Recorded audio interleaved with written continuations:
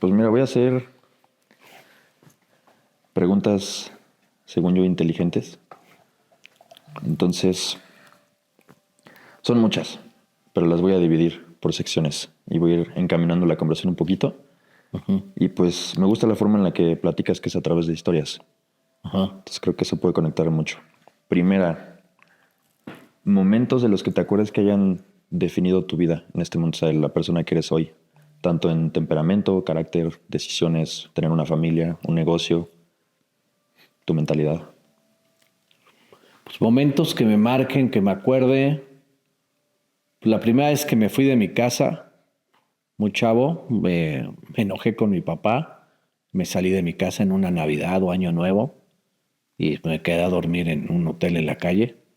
Y pues empecé a pensar que, pues a final de cuentas, aunque estés en una familia o en un entorno, en una sociedad, pues eres tú, ¿no? Y ese día descubrí que, pues, que tienes que luchar y pensar en ti y salir adelante tú, porque pues, todos tienen el mismo problema. Otro momento, sin duda, fue cuando quebró la empresa de mi papá y yo tuve una conversación muy fuerte con él y me dijo que se quería suicidar. Yo estaba muy joven y le prometí pues que yo iba a trabajar muy duro y que le iba a echar ganas y que me iba a ir muy bien y que le iba a regalar un Ferrari. Imagínate lo chavo y lo inexperto que está en muchas cosas. Él me volteó a ver con ojos de mucha alegría de padre y me dijo, está bien, no me voy a suicidar, me voy a esperar por el Ferrari. Y años después, que empecé ya a ser comerciante, empresario, empecé a crecer, un día me dijo, ¿qué pasó con mi Ferrari? Entonces, como yo soy un hombre de palabra, pues fui a Mattel, a la tienda de fábrica de ahí de Tláhuac, donde tenía mi negocio, y compré un Ferrari de estos de colección, y se lo llevé. Me dice, pero eso no es el Ferrari que acordamos. Le digo, pues nada más acordamos un Ferrari, no acordamos el tamaño. Mi papá lo que hizo es que lo puso abajo de la tele, que pues, ya él ya estaba jubilado. Y pues, todos los días lo veía ahí y sonreía porque veía el Ferrari que cumplí mi promesa, ¿no? Entonces fueron momentos que me motivaron. Un momento de quiebre importante también fue cuando mi papá visitó el negocio. Yo le platiqué mi esquema de que tratar bien a las personas, de incentivarlas, de pagarles mejor, de ayudarlas cuando tienen problemas, podría crear un mejor negocio. Y él tenía una forma de trabajar un poco más dura, sueldos bajos, poca motivación, y él dijo que no, que ese sistema que yo tenía era muy malo, que no iba a funcionar y que pues, iba a acabar quebrando. Entonces yo estaba convencido de lo que estaba haciendo, con mis dudas, y además que mi papá me dijo que no, él tenía mucha experiencia en negocios. Y pues bueno, fue importante que él un día me reconoció que pues mi sistema también funcionaba, ¿no? Y funcionó bien, porque el negocio creció.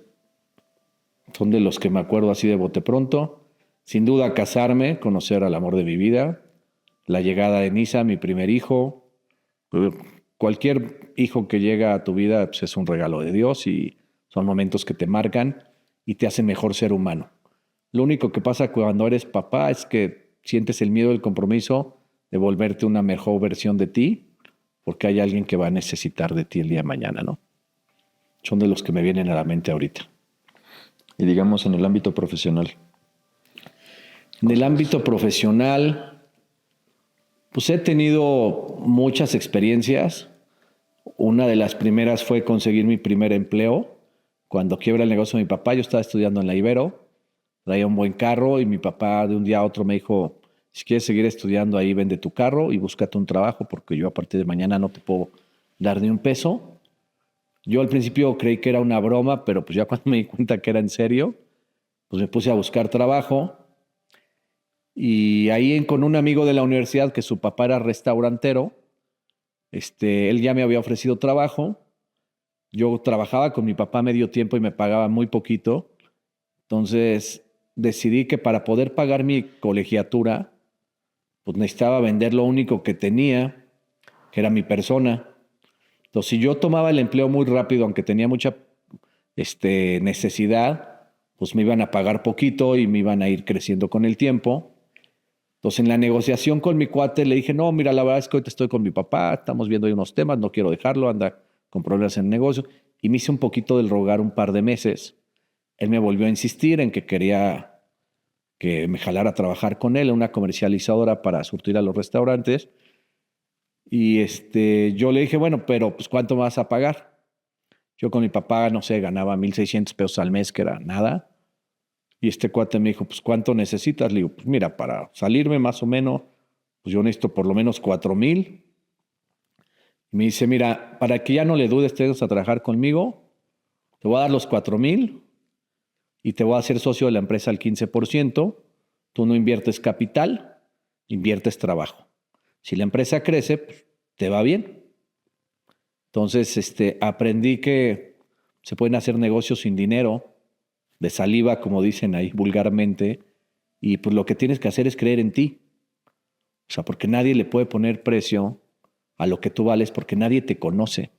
Nadie conoce lo que sabes, tus virtudes, tus defectos, tus aptitudes, lo que has viajado, cómo tratas a las personas. Todo eso que te ha hecho ser el ser humano que eres hoy, pues en algunos corporativos por los estudios, el puesto, esto, lo otro, la experiencia te pone en un valor, ¿no? Creo que ese momento fue clave en mi vida a nivel profesional, que yo le puse valor a mi persona. Y mucho del valor que le puse era cuánto necesito para pagar la universidad y todavía me quede una lanita, ¿no? Entonces yo fijé en mi necesidad primero y luego busqué, que eso lo dice un poco Kiyosaki, no tienes que buscar algo que te deje el ingreso para pagar lo que tú necesitas pagar. Entonces ese fue un tema de profesional muy joven, a los 19 años empecé ese proyecto. Otro punto de quiebre importante fue que empecé a trabajar en ese proyecto de los restaurantes. Se nos ocurrió en una expo de Chicago traer bases desechables para los postmix estos de Coca-Cola y los vasos del avión, de Burger Boy, de comida rápida, eso. Trajimos las 3 principales marcas del mercado, que era Solocop, Dark Container y Genpack. Y fuimos los primeros distribuidores en México a nivel comercial para empresas y marcas. Nos empezó a ir muy bien, empezó a crecer la empresa. Mi amigo se va con el papá al área de restaurantes. A mí me dejan de director general de la empresa a los 21 años o por ahí. Me suben el sueldo. Y yo pensé que ya iba a vivir de ese negocio porque iba viento en popa. 3 marcas muy importantes. Le vendíamos ya Coca-Cola, una aerolínea que se llamaba Taesa, Burger Boy. O sea, empresas grandes ya no estaban comprando. Y lo que nunca vi venir, como creo que muchos empresarios en el mundo, pues viene la evaluación del 94 en México. Y a mis 21 años, pues quebré mi primera empresa. Debíamos en dólares. El producto que teníamos ya en México ya no nos quisieron pagar al precio nuevo. Hubo que rematarlo. Y fue un momento muy difícil de crisis personal. Ventajas que tenía en ese entonces es que los fines de semana me iba al centro a vender bicis con el negocio familiar. Entre semana trabajaba en la comercializadora y seguía estudiando. Entonces tenía 3 ocupaciones. Cuando estás ocupado, pues no te da tiempo de pensar en tonterías, en cosas malas, ni en vicios. Entonces, mientras estés ocupado en cosas buenas, pues con el tiempo cosas buenas van a pasar. Otro momento importante de quiebre fue pues regresar de la luna de miel y pues, sufrir una toma violenta del negocio de uno de mis hermanos y sacar a toda la familia y pues volver a empezar otra vez.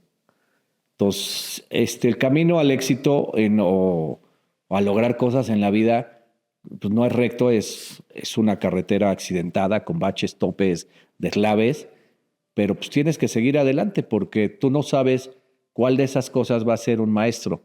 A veces un buen negocio es un maestro, pero a veces una pérdida de una empresa, un negocio o quebrar una empresa, pues es mejor maestro que estar dando puros hits y home runs en el partido, ¿no?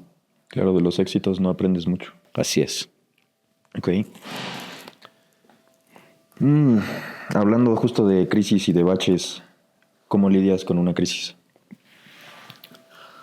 Pues mira, antes más chavo era más instintivo. Era pues, creer dónde estaba el problema, tratar de focalizarlo y atacarlo.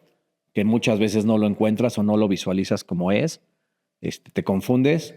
Creo que ante toda crisis, la perseverancia, la paciencia, el trabajo duro, salen adelante, ¿no? Una vez un amigo me dijo, no hay crisis que soporte 16 horas de trabajo, que me la guardé. Otra es que con el tiempo, estudiando en el IPADE, en algún momento un profesor nos explicó que cuando tienes una decisión difícil, buena o mala, que tomar, una decisión complicada, tienes que ponerte a analizar dónde hago el bien mayor y el mal menor. Entonces, no todas las decisiones son para ganar. A veces las decisiones son, vas a perder, pero ¿dónde pierdes menos? Oye, pierdes una sucursal, pero salvas empleos y no corres a tu gente, pues es una decisión donde beneficias a muchas personas, ¿no? Y sacrificas un punto de venta o cosas así. Entonces, creo que la filosofía ya un poco más grande de dónde hago el bien mayor y el mal menor, es una filosofía que ayuda a tomar decisiones, generalmente funciona. ¿Consideras que resolver problemas es una habilidad que adquieres? O sea, aprender a resolver problemas y a detectarlos. No es una habilidad que adquieres, pues el ser humano desde que nace empieza a resolver problemas, ¿no? El simple hecho de chillar para pedir comida tienes el problema de que tienes hambre y si no chillas no te escuchan y si no te escuchan no comes. Entonces el ser humano yo creo que desde que nace empieza a resolver problemas. Cuando tienes un negocio, una empresa y tú va creciendo, dicen, oye, ¿cómo manejas un negocio de 10, de 20, de 100, de 200, de 500 personas? Pues obviamente mientras más grandes los negocios, mientras más grande o más complejos son, pues hay más problemas. Entonces yo lo que pienso es que algún momento se lo explicó a un sobrino como jugar ajedrez, ¿no? Cuando empiezas a jugar ajedrez, pues no sabes mover bien las fichas, las piezas, perdón, te das cuenta que los peones son muy fáciles de mover, pues caminan hacia adelante y comen de lado, y pues cualquiera lo puede hacer, pero mover el caballo, la torre, ciertas fichas, pues es más complicado. Pero mi manera de explicárselo es, si tú empiezas a jugar todos los días, ajedrez, 8 horas diarias, después de un año, 2 años, 3, 4 años, después de jugar 4 años, 8 horas diarias, por práctica, no por inteligente, ni por brillante, ni porque naciste para el ajedrez, vas a ser un cuate bueno en el ajedrez, probablemente muy bueno. Y la gente va a llegar y te va a decir, es que tú eres brillante para el ajedrez, tú naciste para esto. No, es que practiqué más que los demás, practiqué 8 horas diarias. Y lo mismo pasa con los negocios. Todos los negocios traen problemas laborales, económicos, logísticos, de marketing, con proveedores, con clientes, de todo tipo. Entonces, tú cuando diriges un negocio, no puedes decir, oye, pues yo soy bueno en finanzas, me voy a dedicar más a las finanzas y ahí recursos humanos que se arregle como pueda, ¿no? Cuando estás empezando un negocio, pues tú eres el director general y tienes que hacer que todas las áreas funcionen. Tú eres responsable de toda la empresa y de todas las áreas. Entonces te vuelves un todólogo de la empresa. Si esa empresa chiquita lo empiezas a hacer bien y va creciendo, pues ya encontraste un camino de cómo el día de mañana ir creciendo un negocio. Es lo mismo manejar una tienda que dos, pues no.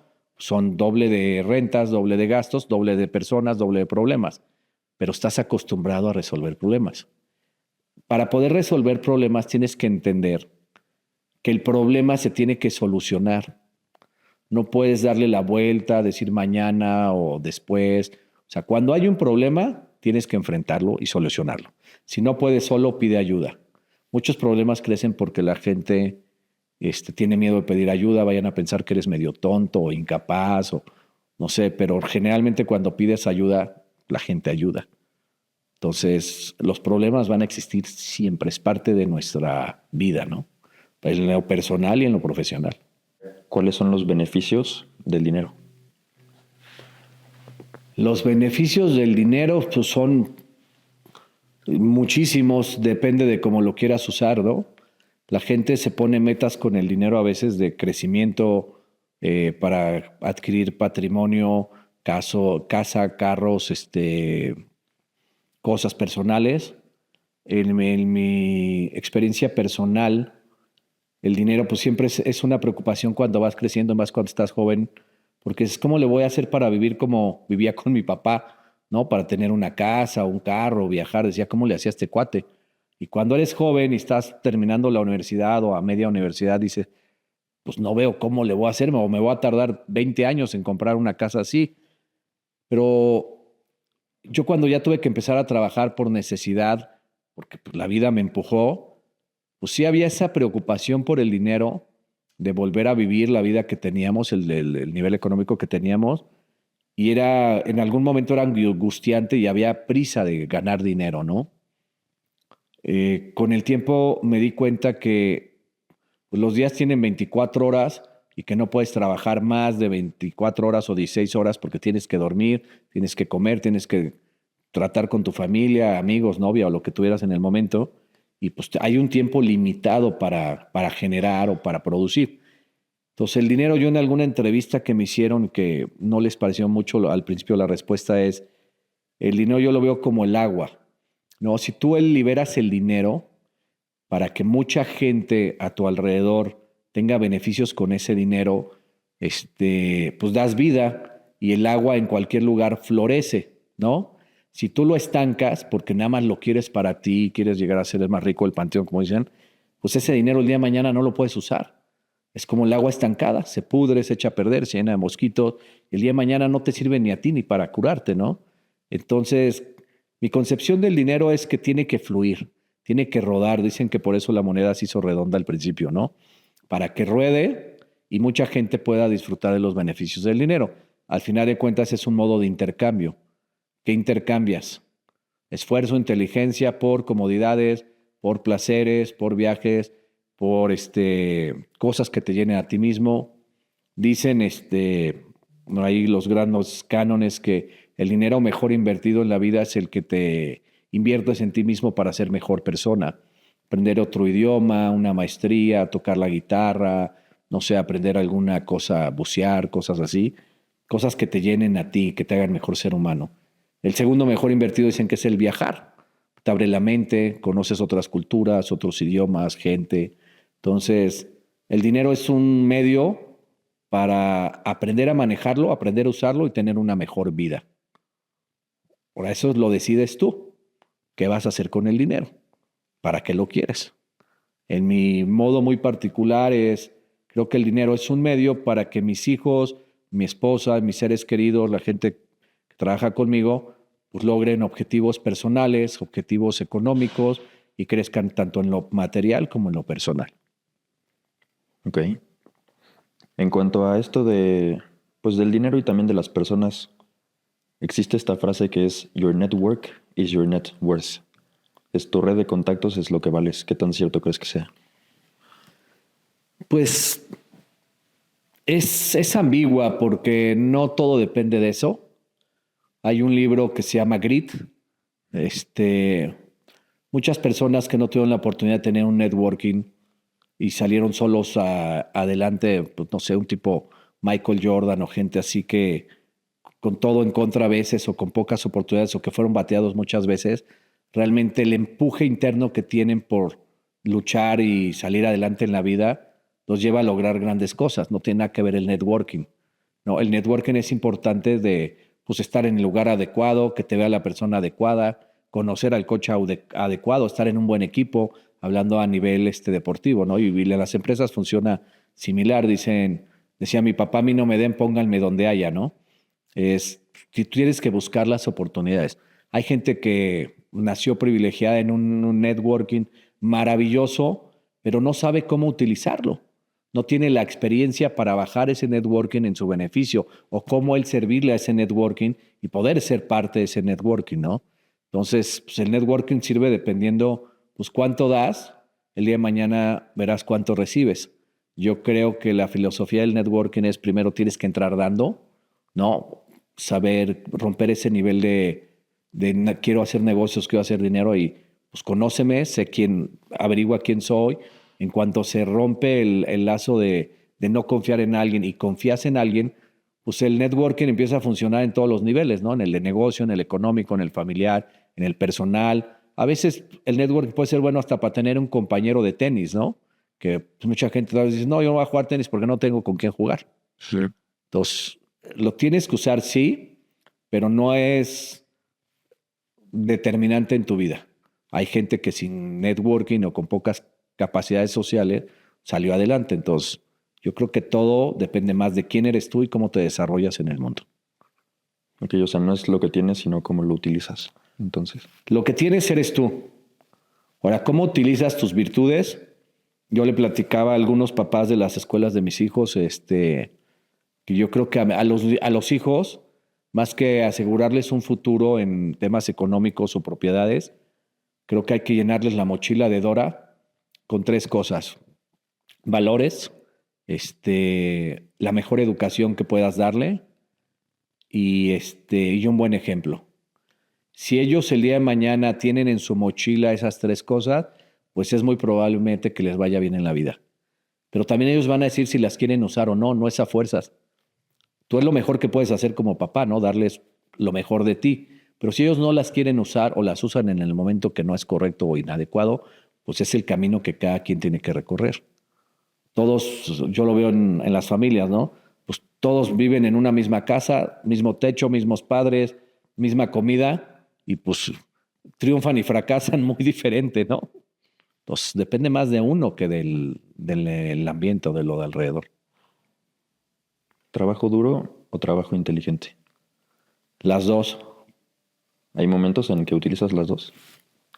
Yo creo que los dos se deben de aplicar todo el tiempo. O sea, el trabajo inteligente, hay un libro también, no lo he leído, pero lo vi una vez en Sambos que dice, ¿por qué los alumnos de 10 trabajan para los alumnos de 6? Y pues hay mucha gente que es muy inteligente, saca muy buenas calificaciones, pero no sabe desarrollarse o no sabe generar sinergias para crear negocios o ganar más dinero o lo que sea. Entonces, creo que el trabajo duro supera casi todo. Y con el trabajo duro, como somos seres humanos y somos seres inteligentes, todas las personas que trabajan duro, y he tenido conversaciones con personas que empezaron desde siendo albañiles y hoy tienen empresas de gigantes y muchas propiedades. El trabajo duro lo que te hace es que tengas una ventaja sobre los demás, de que vas a tener más experiencia, más caídas, más aprendizaje. Y el aprendizaje es trabajo inteligente.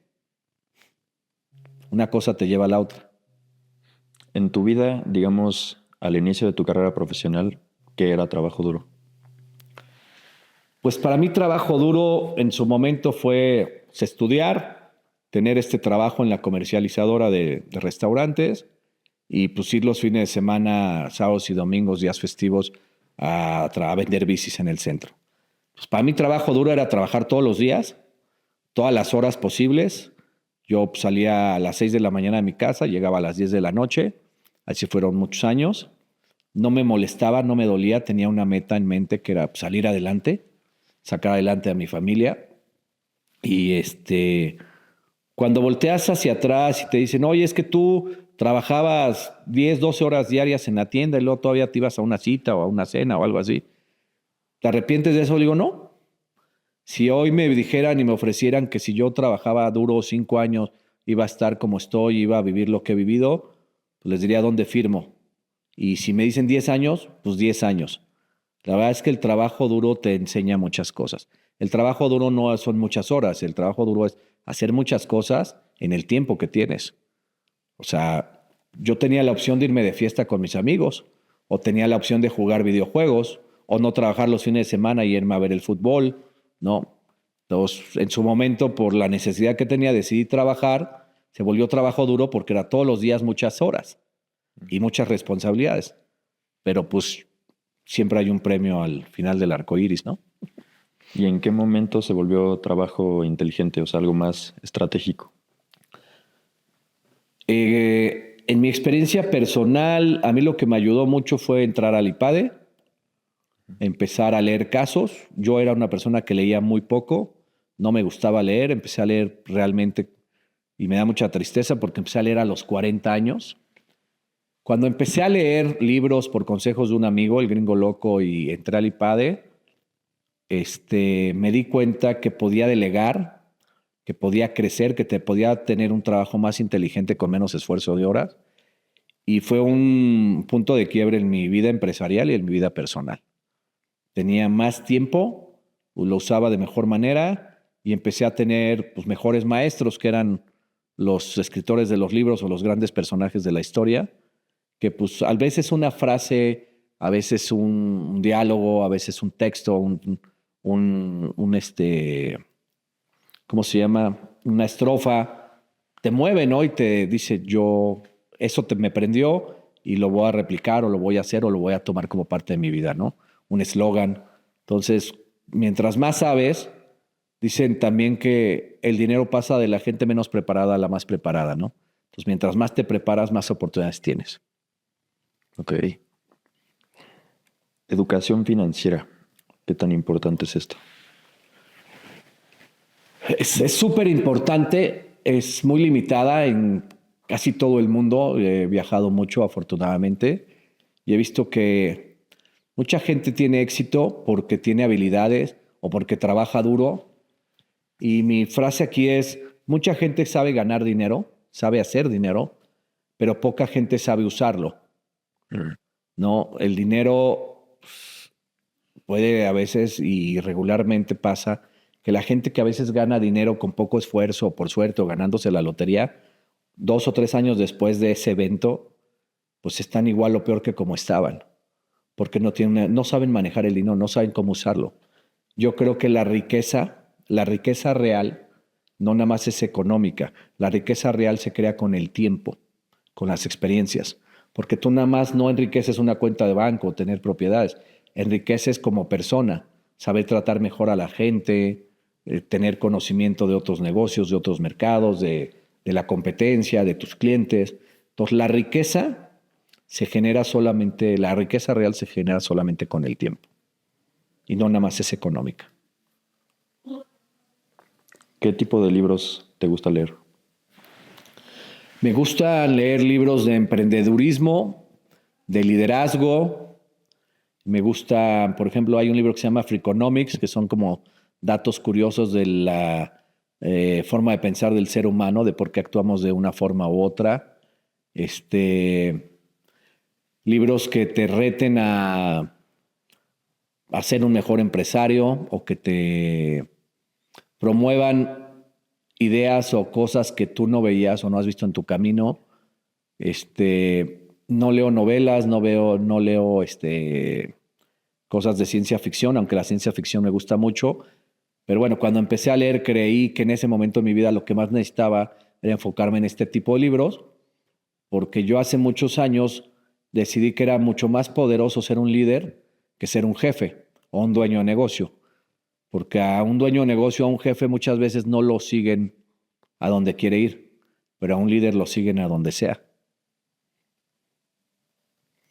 Ok, si tuvieras que recomendar 3 libros, así, los que más te gustan a ti o los que más te han servido, los que más te han enseñado, ¿cuáles serían? Pues mira, en mi tarjeta de negocios yo no ponía mi cargo.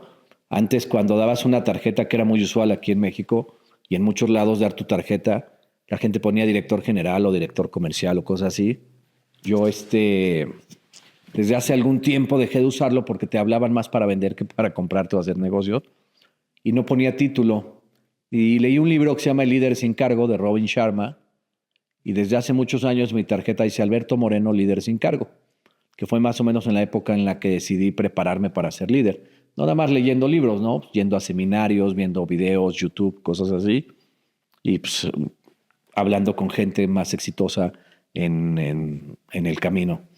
Ese sería uno, líder sin cargo.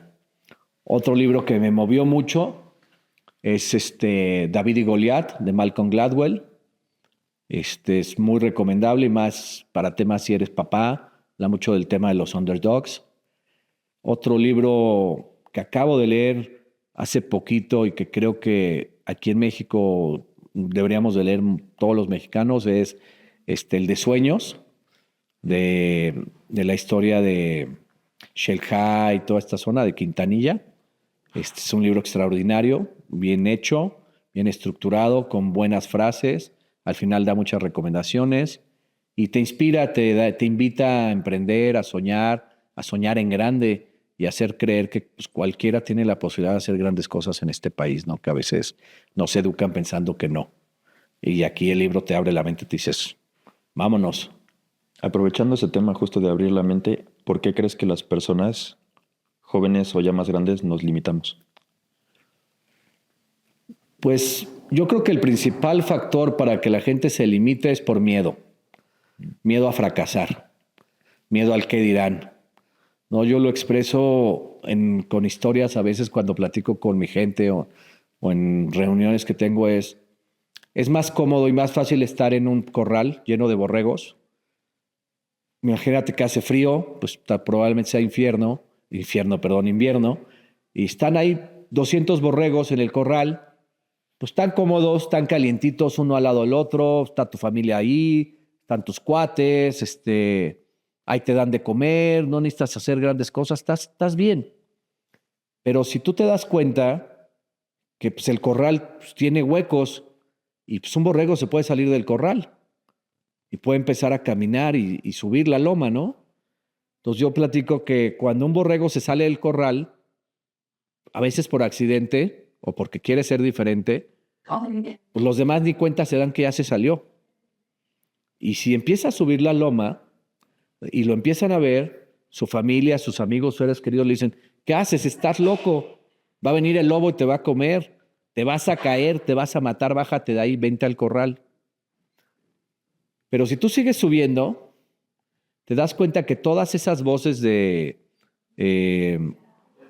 desánimo y que no te quieren ver o que tengas riesgos o que sufras, que a veces lo hacen bien intencionadamente, a veces malintencionadamente, ¿no? Mientras más subes, menos las oyes y menos las entiendes. Entonces, cuando no hayes todo lo malo que te puede pasar si haces algo diferente o si emprendes, resulta que cuando llegas a la parte de arriba de la loma, tienes una visión del mundo y de la vida que los otros borregos no tienen. Y cuando llegas ahí te das cuenta que hay otras montañas o cimas o lomas más grandes que subir. Entonces, cuando ya descubres ese camino, ya no quieres regresar al corral. Encontraste tu libertad y no hay dinero que pague tu libertad. Tú decides si sigues subiendo o no. Obviamente para subir a la siguiente loma tienes que bajar, tienes que trabajar, tienes que sufrir. Pero mientras más lomas subas, más altas, tienes mejor visión del mundo, ¿no? Sí, hay una frase que es, sube a la cima para ver a todos y no para que todos te vean. También puede ser, ¿no? Como la Lo he perspectiva escuchado, sí. Y última pregunta para la primera parte. Ajá. ¿Cómo decides si algo tiene valor para ti? Si algo tiene valor para mí, ¿algo en qué aspecto? ¿A qué te refieres? En lo que sea, algo que atraiga tu atención, algo que puedas sumarle a tu vida, algo a lo que puedas decirle sí, ya sea personal, profesional, con tu familia, con amigos, alguna experiencia, algún proyecto al que te quieras aventar.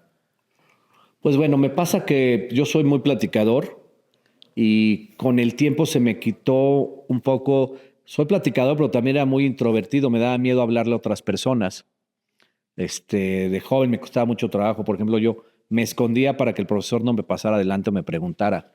Entonces, no me gustaba hablar en público y con el tiempo fui descubriendo que cuando hablas con las personas, sea del país que sea, de la religión que sea, del estatus económico que sea, casi siempre descubres un tesoro.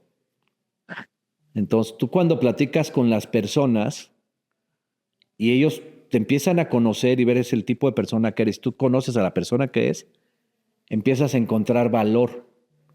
Si alguien tiene valores sociales, económicos, familiares, religiosos, similares a los tuyos y consiguen algunas cosas, dice, con este cuate podría trabajar, con este cuate podría hacer un negocio. Entonces, más que el valor de un producto, de una empresa, de una marca, todas las marcas están respaldadas por la persona, por el que las fundó, por el que las creó y el equipo que él creó atrás de él. Un libro que se me olvidó recomendar, pero ahorita viene un poco al tema, es el de Sapiens, de Yuval Noah.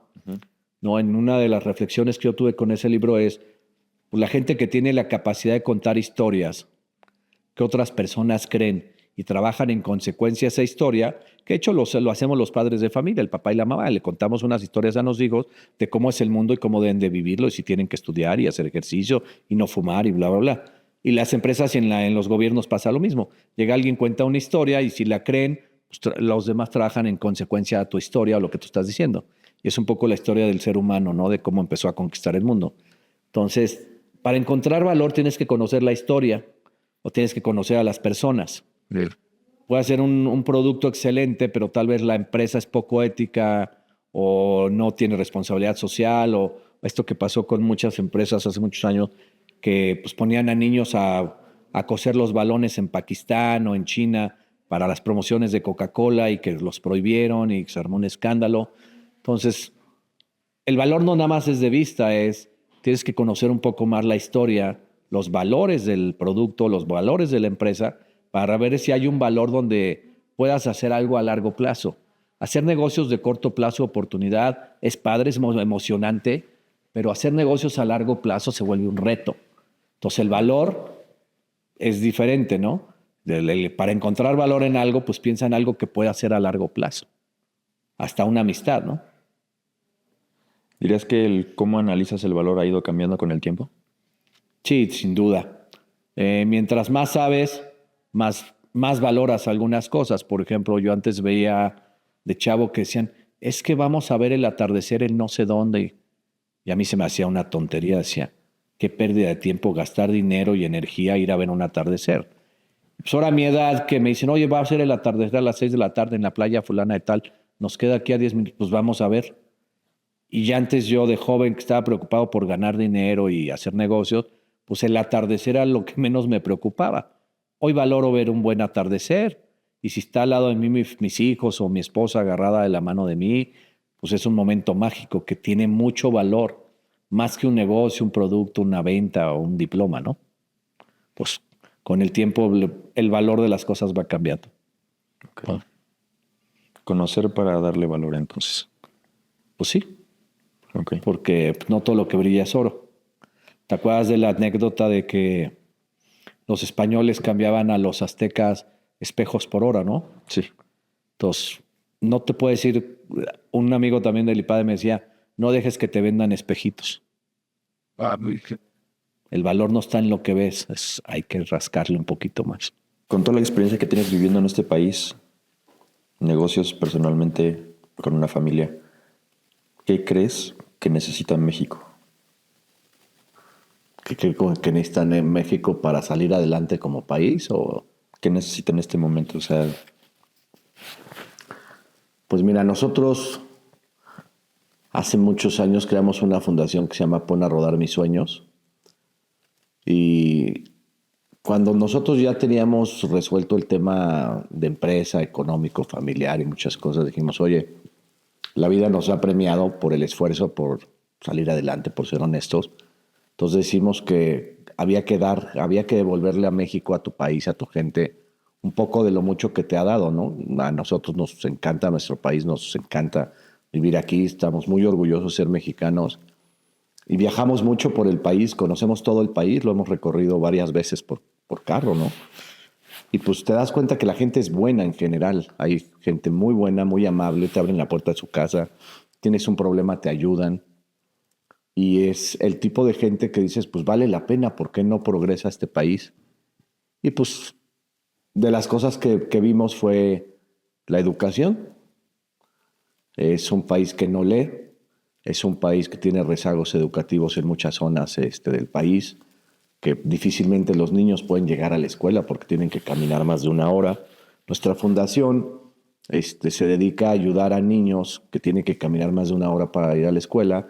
Les donamos bicicletas, ahora una bicicleta modificada, como un taxi donde el niño más grande se lleva a otros 2 niños en el camino, los recoge en el camino, a los hermanitos, y de regreso hace lo mismo. ¿Qué pensamos? Que pues, cualquier país del mundo, porque tuvimos la oportunidad de verlo con los países asiáticos, los 5 tigres les llaman, son países que le apostaron a la educación hace 20 años y los resultados hoy son espectaculares. Y en 20 años cambias un país si lo educas. Eso es yo creo que sería el principal valor y en lo único que nosotros nos hemos dedicado a ayudar. Hay muchas causas y muchas carencias en nuestro país, como cáncer y enfermedades y muchas maneras de ayudar. Pero si no te enfocas en una y crees en una, pues no acabas ayudando bien y empiezas a dispersar tus recursos para ayudar poquito en cada lado, ¿no? Entonces, el que quiera ayudar hay que enfocarse en una causa. Yo creo que inspirar a la gente, a los chavos, a los niños, a que sigan el camino del estudio es lo que rompe el candado de la pobreza. Y cuando un chavo educado que salió adelante, que se tituló, que se dio cuenta que hay posibilidades en este país, porque si muchos extranjeros que se vienen sin nada lo logran, ¿por qué los propios mexicanos no, no? Regresa a su pueblo, a su comunidad y ve las condiciones de vida de sus papás, les cambia el piso, les pone un techo, les enseña a usar una computadora y se vuelven el nuevo faro de luz de sus hermanitos. Ya no quieren ser campesinos, ya no quieren ser malos, ya no quieren andar con la gente mala porque es el camino fácil, ¿no? Entonces, cuando tú en alguna comunidad haces que alguien logre ese compromiso de salir adelante en la vida vía la educación, dicen, un país educado sale adelante. Entonces, un país educado exige, un país educado, yo lo veo, por ejemplo, en nuestra empresa, gente que tenemos que la gran mayoría no terminó la licenciatura, gente que empezó con nosotros, pues hoy es un orgullo que su generación de papás es la primera generación en toda su historia que va a titular a sus hijos. O que fue una escuela de paga por donde ya aprendieron inglés. Hoy los papás se sienten súper orgullosos porque ellos no tuvieron esa educación. Y tú dices, pues es que es muy común que la gente se titule. En México la generación anterior no era común. Muy poca gente se titulaba. Muy poca gente hablaba inglés. Hoy es súper necesario tener educación y hablar inglés para hacer negocio en el mundo, porque el mundo se hizo chiquito. Entonces creo que el principal problema que tiene nuestro país, donde yo invertiría mi esfuerzo, mis ganas, sería en la educación de los mexicanos. Es como un efecto mariposa, ¿no? Así es. O sea, si eso revienta y la gente se vuelve más preparada, con mejores valores y mejor educada, pues crea mejores cosas, se educa mejor. O sea, se vuelve una avalancha de cosas buenas, ¿no? Ahora ya lo vimos en otros países, ¿por qué no debería pasar aquí, no? 3 virtudes más importantes como persona. ¿Virtudes mías? ¿O que te gustaría tener? Que me gustaría tener, pues mira, creo que en este país que es difícil, este país es duro, es un país que te reta. Creo que una virtud que tuve que desarrollar fue ser muy resiliente. O sea, aquí la vida y los negocios y personas me han golpeado, la competencia me ha golpeado fuerte y pues, creo que la virtud que nos ha sacado adelante a mí y a mi familia ha sido la resiliencia, las ganas de salir adelante, porque es un entorno duro el de México, ¿no? La gente no te ayuda, la gente le da gusto verte caer en vez de verte triunfar. Eso es muy triste, pero es lo que pasa en la mayoría de nuestro país. Otra virtud, pues considero que soy una persona empática hacia el ser humano. A mí me da gusto descubrir las virtudes de otras personas y explotarlas para su bien, para su beneficio, para mi beneficio, el de mi negocio, el del proyecto que esté haciendo. Porque al final de cuentas todos tenemos defectos, pero si tú te empiezas a fijar en qué defectos tienen las personas, pues despedirías a todo mundo, no tendrías amigos. Entonces, creo que fui desarrollando también por necesidad cómo encontrar la virtud en las personas, qué virtudes tienen, qué cosas buenas tienen, y trabajar en ellas en conjunto para hacer cosas más grandes. Una tercera, pues creo que podría ser la honestidad. Ser transparente, no mentir, no tratar de engañar, no tratar de verle la cara a nadie. Yo tuve que tomar una decisión muy joven cuando empecé a dirigir un negocio y empecé a crecer el negocio. Me di cuenta que pues venía gente con mucha necesidad, con una idiosincrasia muy pobre. Que un caso fue un chavo que desde niño hacía tabiques, no tenía educación. Era un niño pues, maltratado en cierta manera en su casa y pues desde chavito tenía un trabajo muy duro Hacer tabiques se quemaban las manos, era difícil, ganaban muy poquito, era casi un tipo de esclavitud. Y cuando le decimos que sí entra a trabajar, la cara de felicidad él iba a trabajar en una empresa, era un brinco gigantesco en su vida. Yo me di cuenta que le podía pagar poco y que lo podía tener muchos años trabajando en la empresa y que iba a estar contento además porque pues venía de un entorno muy lastimado. Entonces yo sabía que ese camino no era el correcto porque si tú usas tu inteligencia, tus medios, tu preparación para explotar a otras personas, yo creo que al final de esto tiene un costo. Yo decidí en ese momento cuando conocí a esta persona, se llamaba Fidel, trabajó 20 y tantos años con nosotros. Dije, no, mejor saco la mejor versión de Fidel, le enseño un mundo que él no conoce. Logró casarse con una persona de la empresa, tener 2 hijos, tener una casa, andaba ya en una moto, sus hijos ya deben de estar entrando a la universidad. Entonces, Fidel, que era un niño que no tenía muchos sueños, muchas expectativas, aquí aprendió a soñar, conoció la playa, logró cosas importantes en su vida. Entonces yo dije, si tocas vidas para bien, se vuelve un efecto dominó.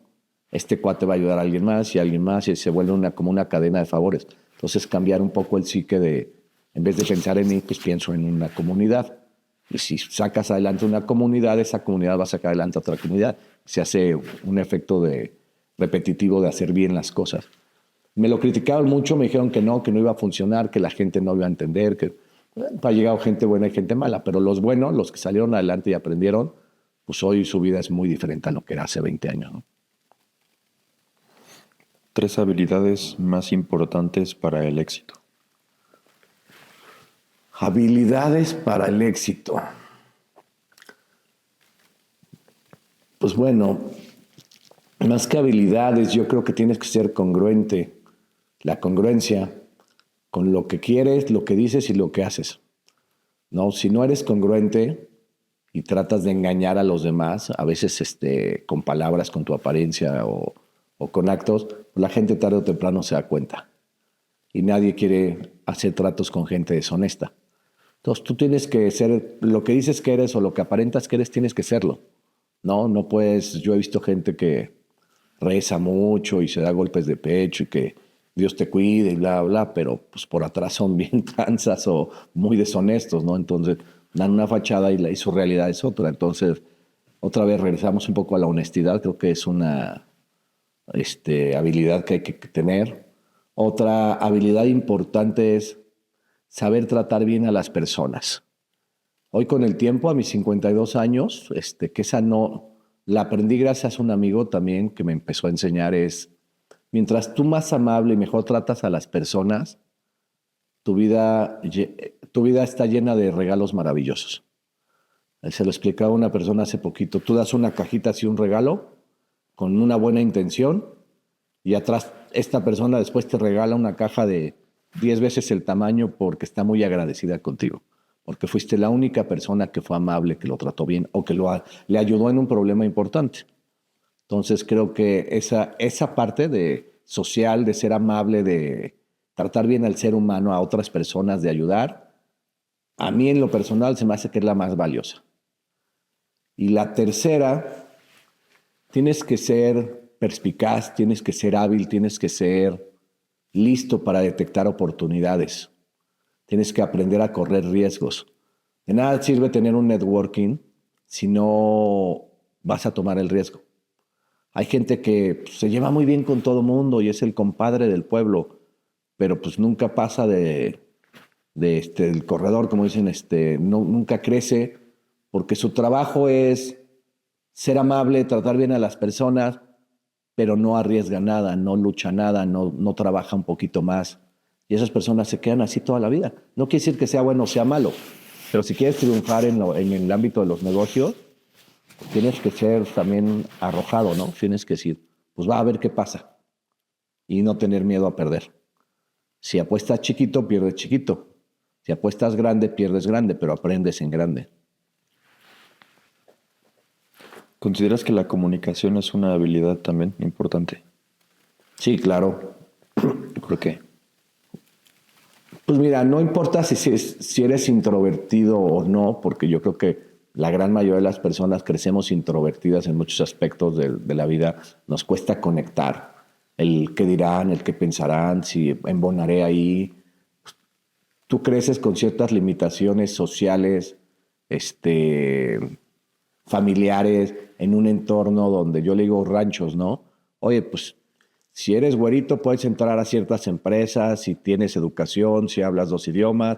Si no eres en tales empresas, pues ni siquiera te entrevistan o no te toman en cuenta. Si no eres judío, si eres judío. Si no eres gringo, si eres gringo. O sea, la humanidad ha sido racista, clasista toda la vida. Hay personas que se sienten superiores a otras y quieren conquistar el mundo. Lo hemos visto en la historia, en las guerras. Y pues todos somos iguales. Todos, a final de cuentas, somos seres humanos que estamos cohabitando este planeta y tenemos que aprender a comunicarnos, no nada más verbalmente, a veces es un gesto, ¿no? Ahora veo a estos chavos youtubers y influencers que pues, se hacen millonarios haciendo un gesto, ¿no? Y crean una ideología y crean una forma de comunicar donde dices, oye, este chavito con una situación complicada, creo que es africano y se fue a vivir a Italia, pues ahora lo ves con Messi y grandes personajes del mundo. Dices, ¿cómo llega una persona de esa tribu o comunidad con tantas carencias a estar sentado en el estadio con Messi, ¿no?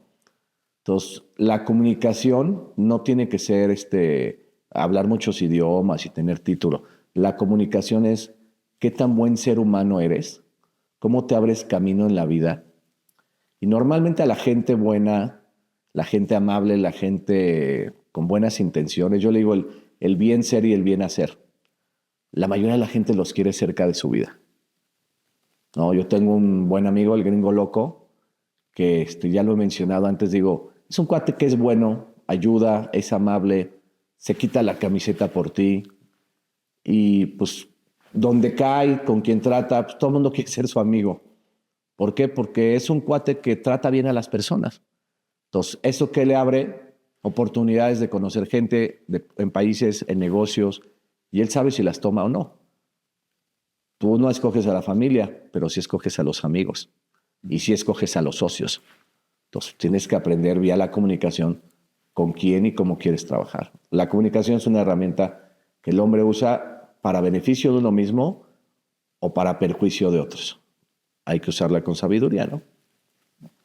¿Tienes ídolos o alguien a quien admires?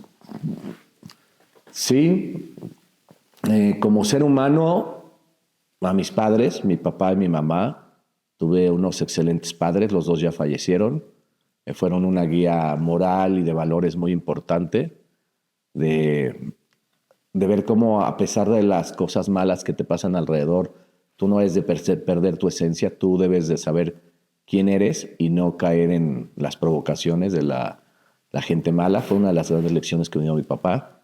Me decía, el que viene actúa bien le va. Y bueno, me enseñaba con dichos y ¿cómo se llama? Y eslogans y cosas así. A nivel cultural, empresarial, he conocido varios empresarios que no son famosos, que me han dado una guía. Uno de ellos es un inglés que escribió un libro sobre su vida, que tuvo una vida de tragedias y éxitos muy interesante. Jack Ma, el dueño de Alibaba, hace algunos años empecé a leer y a aprender sobre él.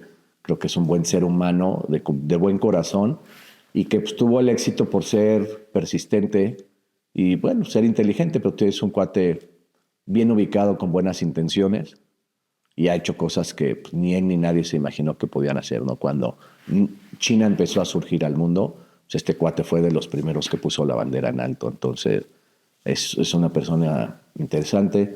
Otra persona que me llamó mucho la atención, no me gusta su personalidad, su forma de pensar, muchos aspectos de su vida, pero Steve Jobs, sin duda,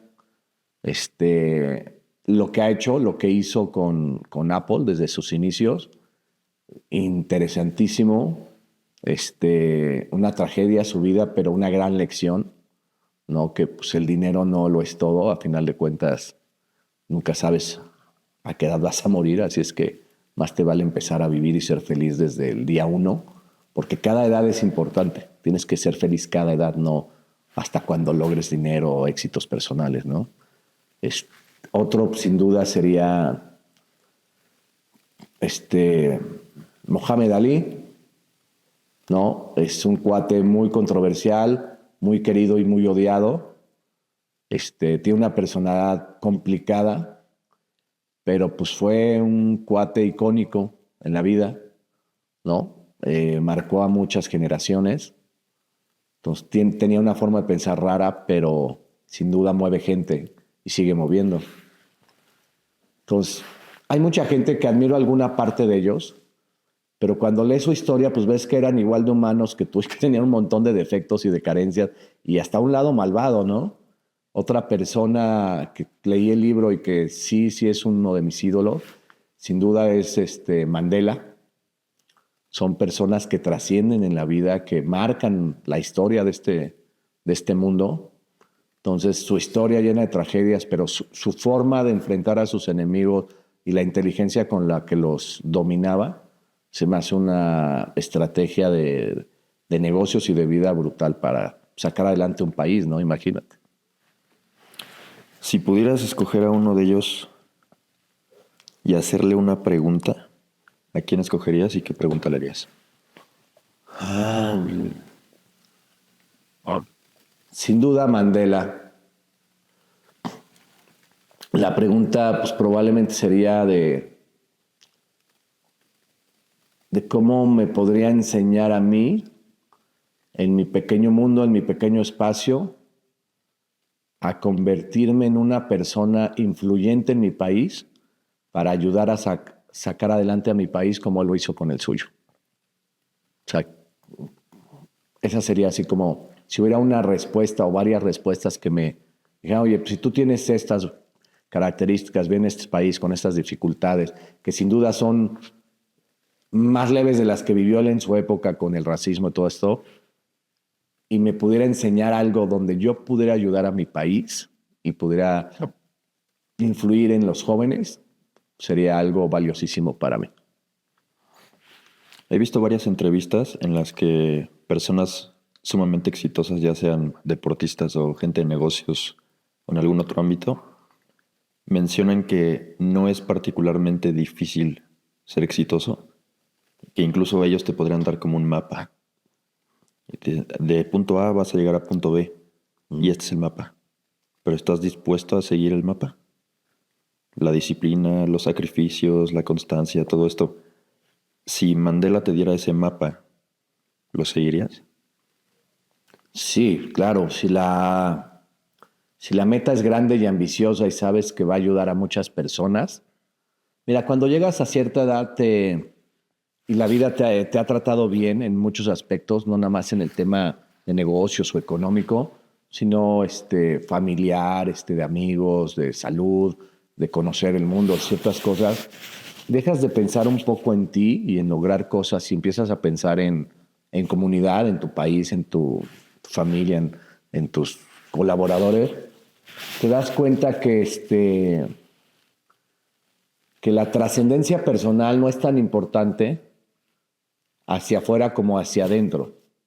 O sea, si tú te vuelves un mejor humano porque alguien te ayudó en ese mapa a ayudar a otras personas, pues tu legado es ese. Tu legado es tocar vidas.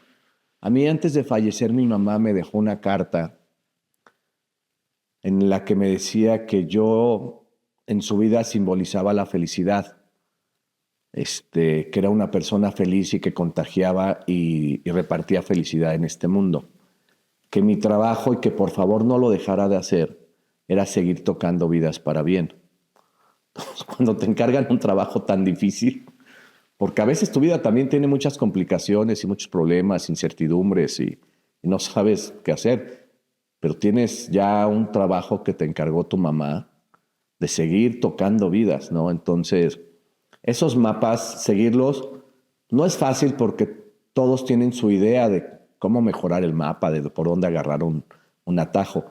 La verdad es que el éxito, como muchas de estas personas dicen, sí, son palabras claves, ¿no? Son constancia, paciencia, honestidad, trabajo duro, tratar bien a las personas, disciplina. O sea, todos las usamos todos los días, todos las sabemos. Ahora, ¿por qué la mayoría no lo hace?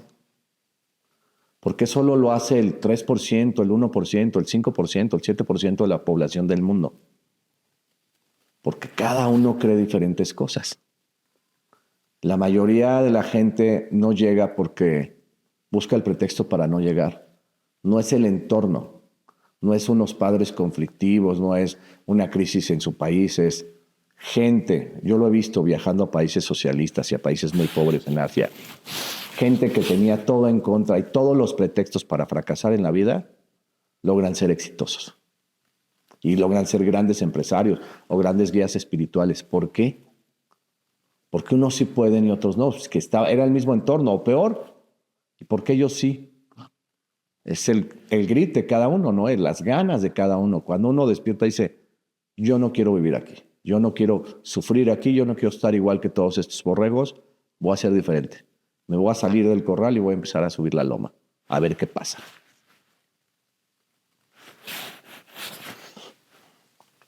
¿En qué pasas la mayor parte de tu tiempo? La mayor parte de mi tiempo me la paso pensando. Me la paso pensando en negocios, me la paso pensando en qué cosas hacer con mi familia, cómo sacar adelante a mis hijos, cómo tenerlos contentos a mis hijos, a mi esposa, cómo mejorar mi negocio, cómo hacer que los colaboradores, socios, trabajadores de la empresa crezcan en sus labores económicamente, personalmente. La mayor tiempo me la paso pensando y soñando. Opero, sí, tengo trabajo físico, soy operativo en el área financiera y de planeación y de estrategia en el negocio. Creo citas, creo proyectos y me la paso viendo con quién puedo hacer cosas. Pueden ser chinos, pueden ser europeos, pueden ser sudamericanos, pueden ser japoneses, pueden ser americanos, pueden ser mexicanos. Expando mi mundo.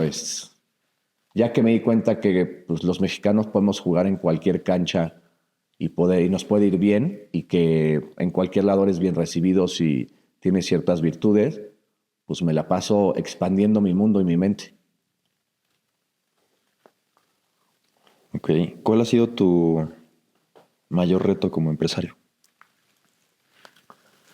Como empresario, yo creo que vivir en un país que en vez de apoyar a los empresarios, todo el tiempo los castiga. Te castiga la gente, te castigan los malos, la gente que te roba, la gente que te tranza, un gobierno que no te incentiva, no te apoya, en vez de revisar por qué te está yendo bien y ayudarte, como pasa en otros países aquí, por qué le está yendo bien a este cuate, alguna tranza estar haciendo, vamos a fregarlo. A mí me cayeron auditorías falsas de Hacienda, me cayeron auditorías falsas de bomberos, ¿no? Me han tratado de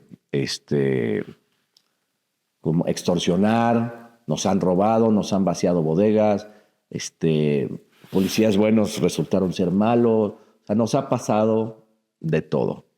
El reto más grande en México es triunfar a pesar del entorno hostil que tienen los empresarios. Yo le digo a las personas que no conocen y no han hecho negocios en México México es un país con muchas oportunidades, es un país donde lo que siempre se va a dar, pero tienes que ser muy resiliente. Amigos míos y gente que he conocido, que conocen mi historia, dicen, si tú hubieras hecho esto en otro país, ya ahorita no tendrías necesidad de trabajar. O sea, tu negocio sería gigantesco. Pero aquí muchas veces te jalan el pie y vas para atrás y te retrasan y no te apoyan y siempre es estar peleando, ¿no? Entonces, cuando en vez de dedicar el tiempo a crear, estás dedicando tiempo a defenderte, pues te están quitando tiempo valioso. Entonces, creo que es el reto más difícil que tenemos los empresarios en México. Que a mí me gusta personalmente mucho esta analogía de los dardos y de los dados también. Y me gustaría que pues, las personas que vean eso también lo escuchen. El cómo funciona el intentar. Ok, pues mira, son preguntas que me han surgido de proveedores o de familiares o de clientes que llegan y me dicen, oye, cada año vemos que el negocio crece y vemos más gente, más infraestructura y más clientes. ¿Cuál es el motivo del éxito, ¿no? Explícanos, danos el mapa. Y la verdad es que crear un mapa de lo que vienes haciendo todos los días, muchas horas, las caídas, los aciertos, es muy difícil de explicar. Entonces, en alguna ocasión yo platiqué que para triunfar en la vida, en lo personal y en lo laboral y en muchas áreas pues tienes que tirar los dados y pues no van a salir lo que tú quieres a la primera. A veces sí, ¿no? Pero generalmente no, porque los dados, cada uno tiene 6 números, son 12 y tú quieres que salga un número en específico, porque ese es el número ganador. Y la probabilidad es que siempre va a ser más difícil que caiga el número que tú quieres. Pero si los tiras muy seguido y nunca te rinde, pues una que otra vez va a salir el número ganador. Parte de los aprendizajes de la vida, y diría que casi todos, es a base de errores y de experiencia. Si no tienes como pues la habilidad de ser tan introspectivo, ¿no? De meditar y tal, este tipo de cosas. Si tuvieras la posibilidad de regresar en el tiempo y cambiar algo de lo que hiciste, no me refiero de no haberte equivocado, sino de cambiar la forma en la que lo aprendiste, ¿lo harías? ¿Hay alguna situación en particular? Por ejemplo, volverte alguna experiencia más difícil para que te enseñara más o querer haber aprendido a través de otro camino. Sí, lo tengo muy claro. Mira, es una pregunta muy curiosa porque en una idea de negocio alguna vez también con un buen amigo era ¿de qué se arrepiente la gente al final de sus días? ¿No? ¿Qué haría diferente? Y la respuesta más común era que no se arrepentían de nada de lo que hicieron. Se arrepentían de todo lo que no hicieron. Yo sí tengo en mi vida un problema que sin duda hoy lo corregiría si tuviera esa oportunidad, es aprender a leer más. Yo desgraciadamente aprendí a leer y empecé a leer a los 40 años. Y pues mi vida cambió a partir de ese momento. Si yo hubiera aprovechado y hubiera leído desde los 8, 10 años o en la universidad a los 17, 18 años, el camino hubiera sido más fácil, menos empedrado, menos difícil, hubiera ido más rápido. Creo que la lectura, el conocer a grandes personajes de nuestro planeta, de nuestra historia, pues te abre la mente, ¿no? Yo se lo digo a la gente con mucho respeto. Pues cuando empiezas a leer y a saber de otras cosas, de otras culturas, es un poco como salir de la caverna de Platón, ¿no? Te das cuenta de que te la pasabas hablando con tus cuates de fútbol, de la borrachera del fin de semana, de las chavas que te gustan, de la exnovia, de la tarugada que hizo el cuate borracho, del amigo que chocó, y no te das cuenta que hablas de puras cosas banales, sin sentido, puras tonterías. Y cuando empiezas a leer, pues ya no te diviertes hablando de chavas de fútbol y de fiestas, ¿no? Entonces empiezas a buscar gente que quiera hablar de otras cosas de más interés o que tenga en común contigo.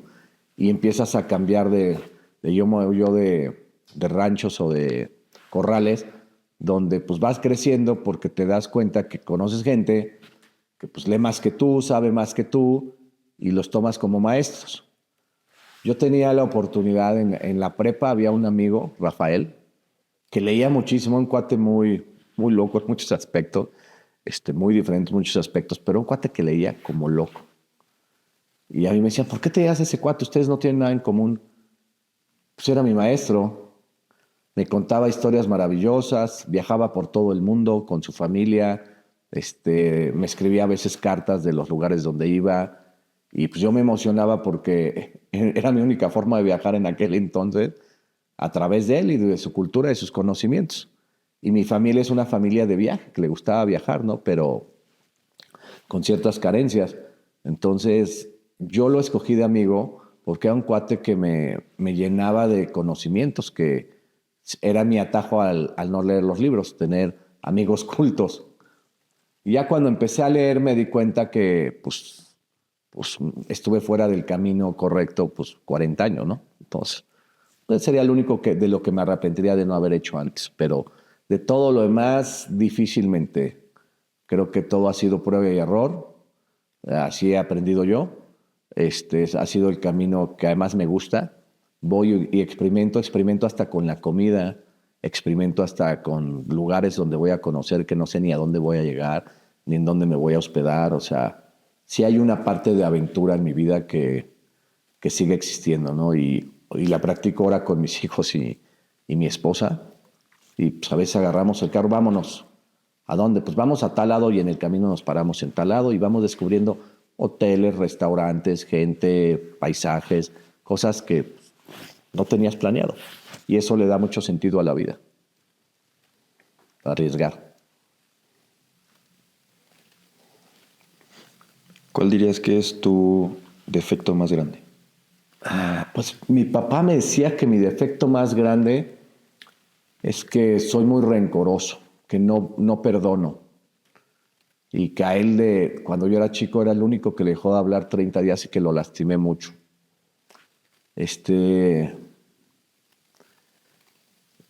Creo que sí, soy una persona rencorosa. He aprendido no a manejarlo, pero creo que con la madurez, con la experiencia, pues lo vas haciendo a que no sea algo tan grave o tan importante en tu vida. Aprendí a soltar, porque pues, es como ir cargando costales, ¿no? Si no sueltas, no puedes caminar, no puedes avanzar. Entonces fui aprendiendo a soltar el rencor. Y hoy, ¿cuál creería que es mi defecto más grande? Híjole, pues no sé si sea un defecto, pero tenemos un problema familiar muy fuerte y creo que mi poca capacidad de poderlo resolver y de ayudar, donde nos están lastimando a muchos seres queridos, es como que el defecto que tengo de cómo poder resolver ese problema, que no lo he podido resolver desde hace 25 años y el problema ha crecido. Y bueno, yo sé que estoy tratando con una persona muy enferma, pero siendo un hermano mayor, me siento frustrado en no poderlo ayudar. Ni a él, ni a sus seres queridos, ni a todos los que estamos alrededor que nos lastiman, ¿no? Entonces, mi defecto es no encontrar las herramientas para resolver ese problema. Siento que esa es mi carencia o defecto más grande ahorita, porque lastima a mucha gente esta persona y yo no he encontrado cómo resolverlo. Hay muchas cosas que me salen bien, pero algo que es tan importante, no me topo con pared todos los días. Entonces sí, es un tema que me ha costado mucho trabajo desde hace muchos años. ¿Alguna vez has visto esta película de En busca de la felicidad? Seguro ¿De sí. Will Smith? De Will Smith. Sí. Hay una parte en la que está como con la junta de directores de la empresa, de la casa de bolsa en la que va a trabajar. Uh-huh. Y en algún momento les dice, yo soy el tipo de persona que si no sabe resolver un problema, te voy a decir que no lo sé. Pero ten por seguro que sé dónde voy a encontrar la solución. A veces creo que abordar los problemas de esa manera puede ser eficiente. O sea, reconocer justo lo que haces que no lo sabes, pero sigues buscando. Sí, bueno, ahí lo platicamos en alguna ocasión, ¿no? Ser adulto, entrar a la vida adulta es toparte con un montón de problemas. Porque antes, cuando eras chico, los problemas, unos ni te dabas cuenta que existían, eras inconsciente, y otros, pues tus papás te los evitaban, ¿no?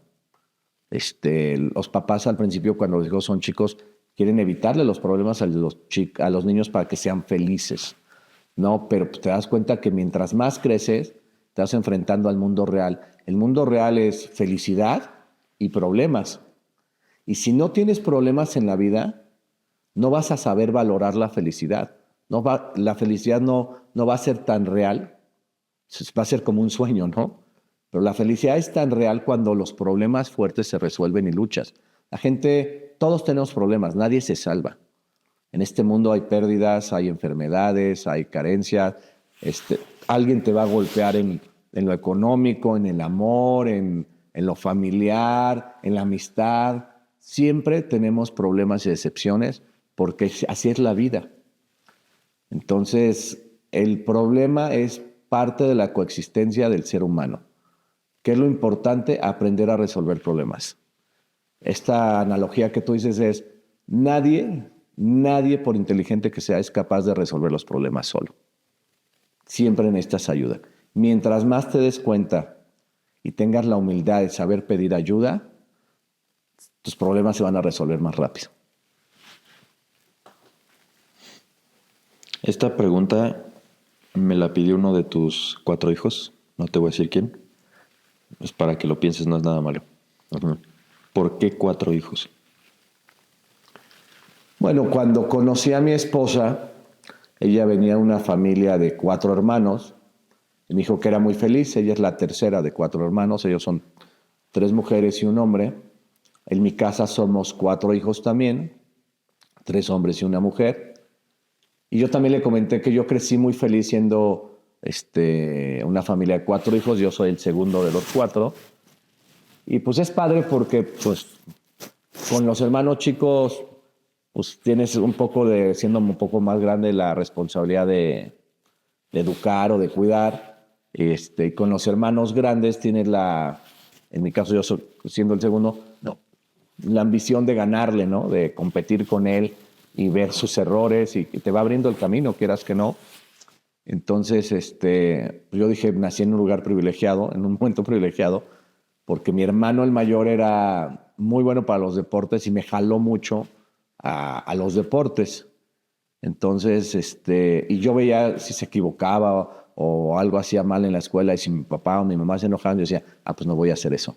Entonces era como llevar un rompehielos en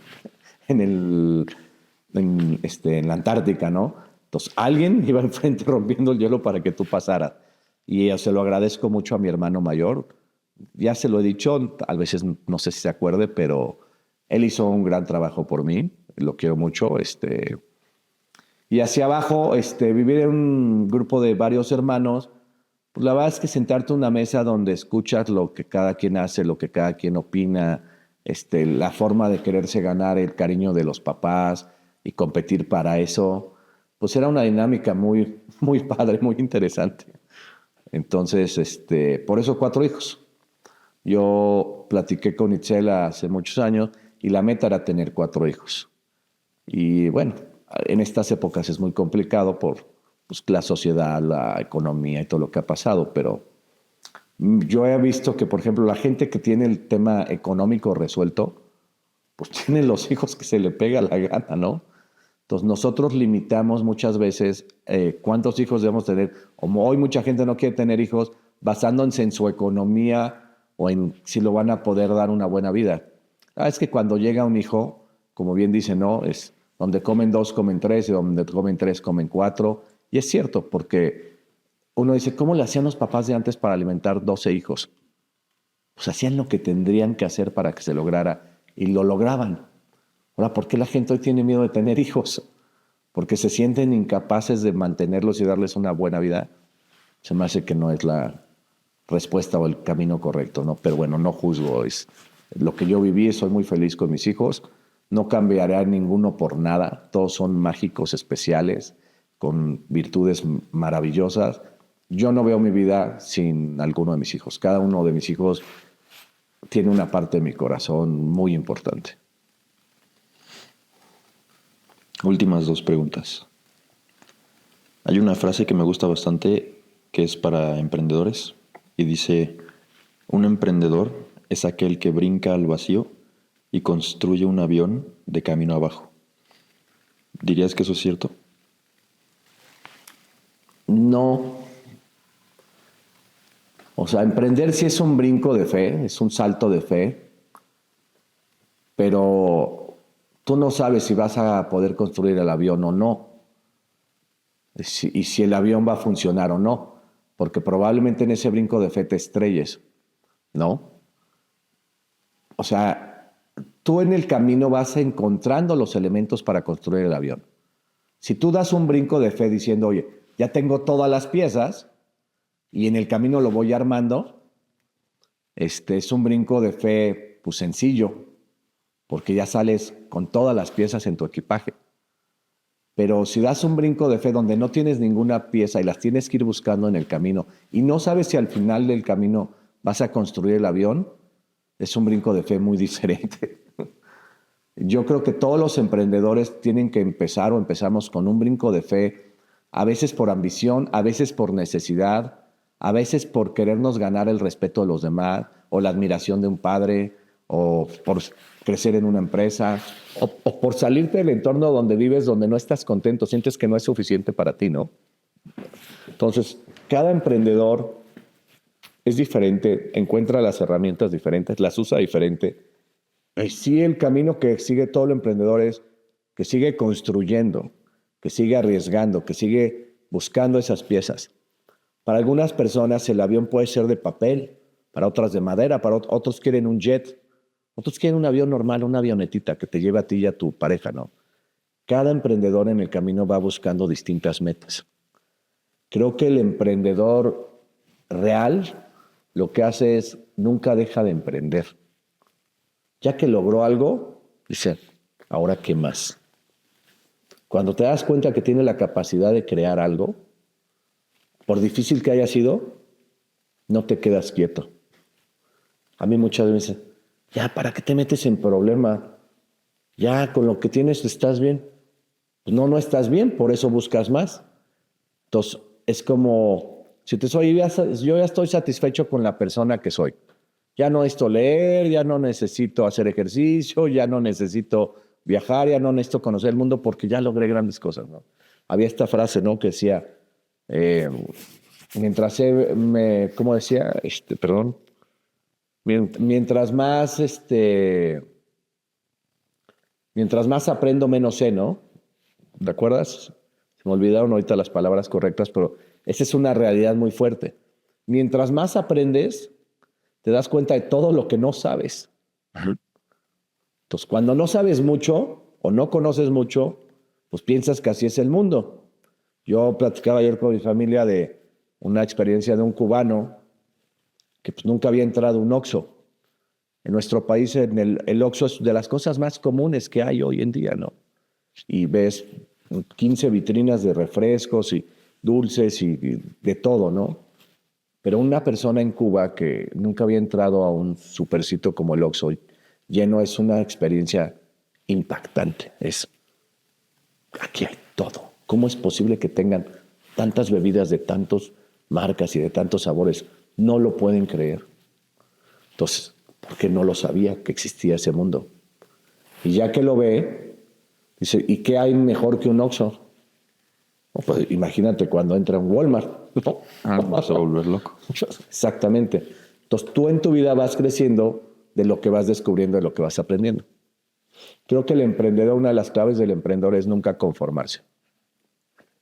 Todo se puede mejorar, todo se puede hacer más grande, todo se puede hacer mejor. ¿Qué sigue para Alberto Moreno? Pues mira, en este momento de mi vida, yo hace muchos años decidí que yo no me quiero retirar, no tengo un plan de jubilación real. Los planes de jubilación se van construyendo en base a tus creencias y a tus ideas. No quiero decir que sean malos los que los planean y los que siguen retirar. Yo no me voy retirado porque mi mente no se apaga, mi mente todo el tiempo está queriendo hacer cosas. Soy inquieto en esa parte. Y ahorita, pues mis planes más importantes ahorita es volver el negocio, la empresa más global, mi persona más global, empezar a hacer negocios en otros países. Ya lo empezamos a hacer, a gestionar. Ya tenemos sociedades con extranjeros en este momento. Y una de mis metas es empezarle a enseñar a mis hijos a ganar dinero, a que puedan capitalizar el conocimiento que tienen y empiecen a saber cómo se gana el dinero, para qué sirve, cómo se usa, creo que ya están en edad de aprender ese paso. Creo que lo que sigue es pasar el mayor tiempo posible con mi familia, crecer como persona y dar el brinco al mundo, ¿no? O sea, no nada más como turista, ahora como personaje del mundo, ¿no? Como mover cosas en el mundo y tocar, hacer negocios en otros países. Ese es el siguiente paso. Bien, pues muchas gracias No, a ti. por tu tiempo y por las respuestas. Pues ahí va, ¿no? Sí, este es el primero. ¿Haz tu primer Es podcast? el primerito. Lo estrenaste. Ah, qué bueno. Pues mira, ya que lo tengas terminado y hecho, yo se lo puedo compartir a algunas personas que me gustaría que se los hicieras, que hicieras un podcast. Creo que a ellos les puede servir mucho porque con estas preguntas que hace son muy introspectivas, te hacen reflexionar muchas cosas hacia adentro y hacia afuera de tu vida, ¿no? Y bueno, tocas temas de negocio, de liderazgo, familiares, personales. Creo que este es un 360. Y esas reflexiones te hacen pensar en momentos duros de tu vida, en momentos alegres de tu vida, que a veces se pierden en el tiempo, no, o los vas olvidando porque eran momentos tristes, ¿no? La verdad es que esos momentos tristes también te van forjando. Sí. Te vas haciendo callo, ¿no? Como dicen. Entonces, hay que vivirlos. Sí, justo vi una analogía que es, imagínate como un personaje de videojuego, ¿no? Como de una historia. Si tú quisieras hacer a ese personaje sumamente duro, resiliente, poderoso, seguramente no lo harías pasar por situaciones fáciles, ¿verdad? No hay manera. Es lo mismo con la vida, justo. Pues es lo que dicen que está pasando ahorita con las nuevas generaciones de cristal, ¿no?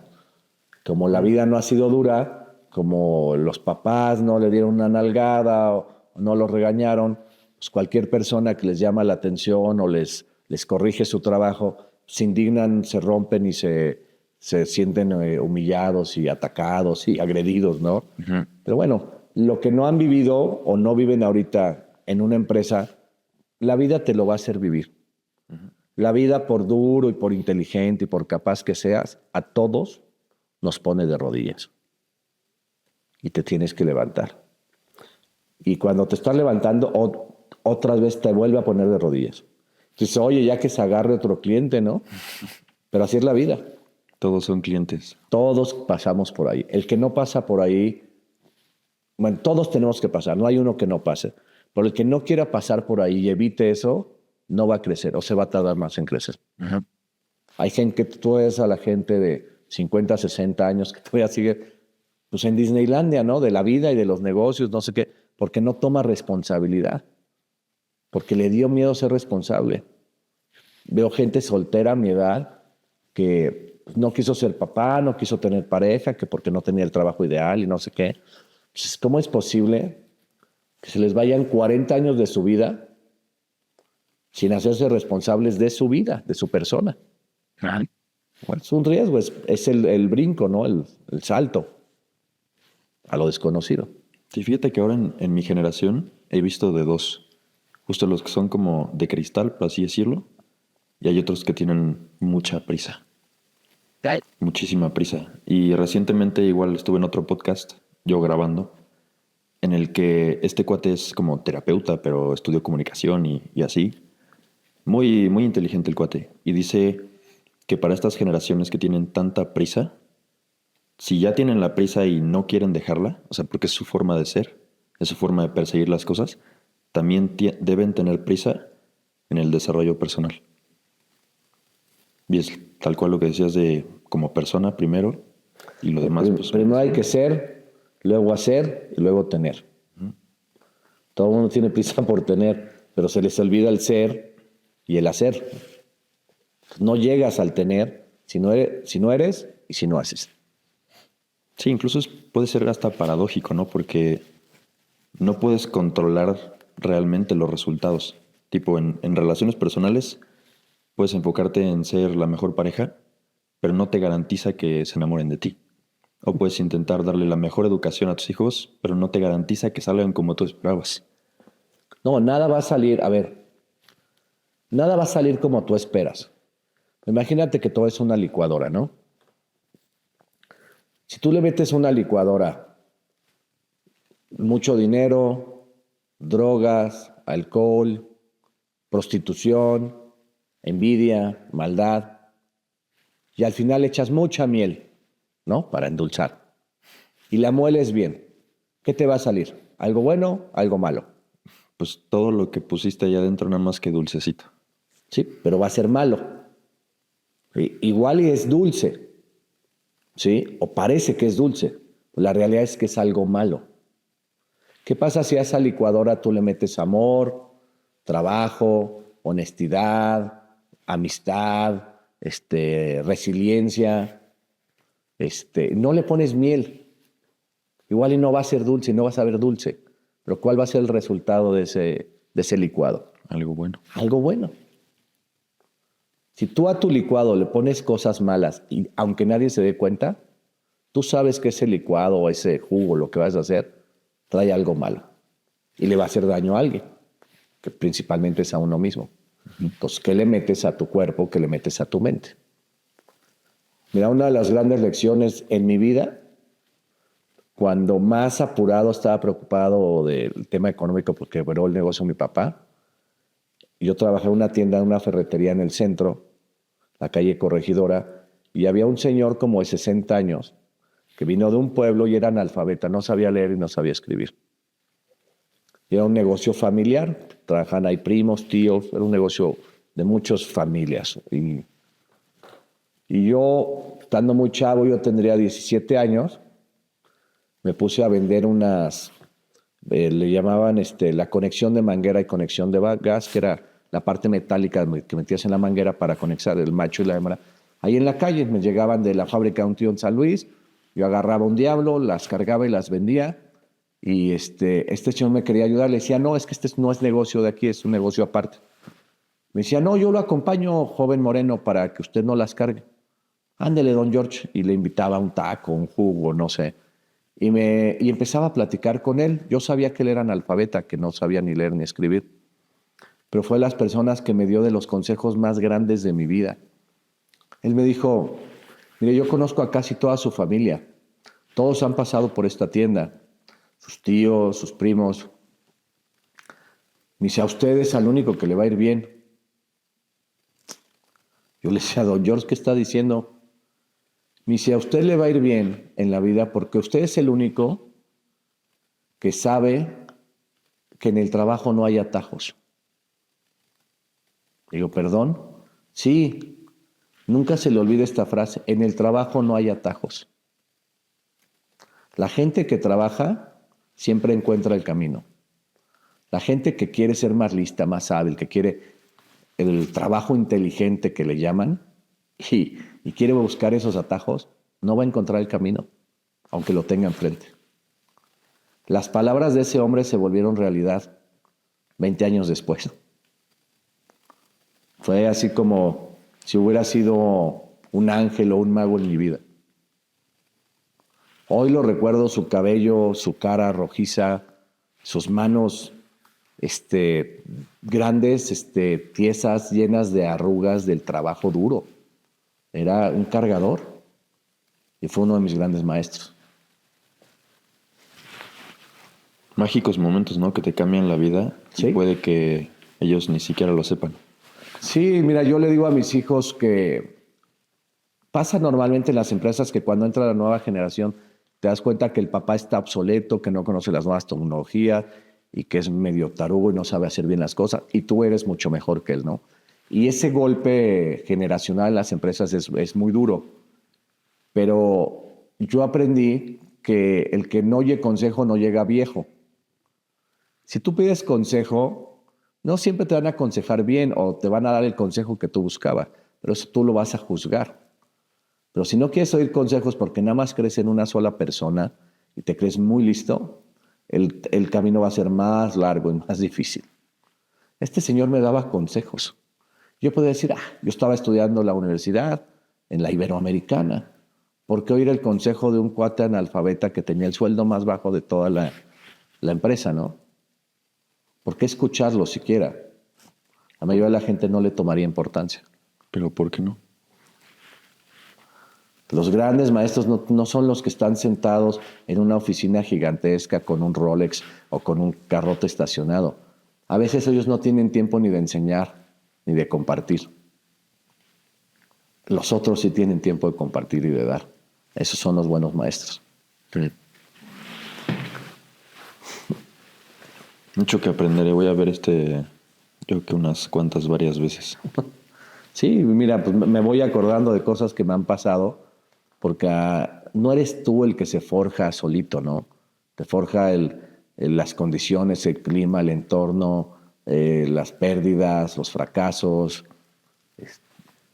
Hoy yo te podría decir que me dicen, oye, la gente que te ha atacado en México, cercana, familiares, competencia, ¿los odias? No, no los odio. ¿Por qué no los odias? Pues que me mantuvieron alerta, me sacaron de mi sillón de cómodo y me hicieron esforzarme más y buscar más seguridad o más negocios porque sabía que me iban a perjudicar. Entonces, esas personas sin querer te acaban ayudando.